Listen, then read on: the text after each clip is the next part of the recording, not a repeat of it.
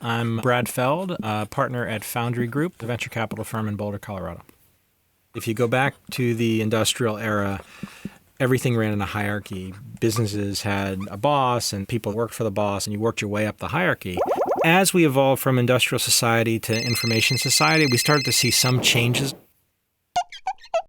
In entrepreneurship, especially at the very early stages, there is no hierarchy. If the hierarchy tries to drive the startup community, it essentially stifles it. The hierarchy is really collapsing, and many, many, many more aspects of what we do are behaving as a network.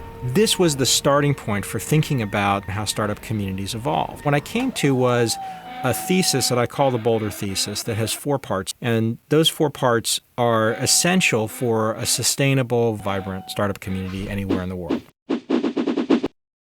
First, it has to be led by entrepreneurs. I define the universe into 2 categories of people, leaders and feeders. The leaders in this context are entrepreneurs, and the feeders are everyone else that participates in the startup community: university, government, venture capital investors, angel investors, service providers, lawyers, accountants, etc. The feeders have very important roles. They become part of the fabric of the startup community, but the feeders can't be leaders. The leaders have to be entrepreneurs. Second is entrepreneurs have to take a very long-term view. It's a generational view, 20 plus years. It's people who are making a long-term commitment to invest heavily in the development of their startup community. The right cliche is that you're running a marathon, not a sprint. In a startup community, over a long period of time, you're going to have some extraordinary successes, as well as some really huge failures. When somebody's incredibly successful, that person is still part of that startup community. When somebody's a failure, have a wake, move on, reincorporate them into other things. You're essentially saying it's okay. It's just part of the process.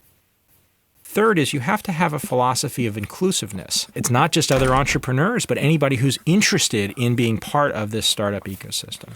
If everybody contributes energy into the startup community, it'll get bigger and grow faster and be more successful and be more fun.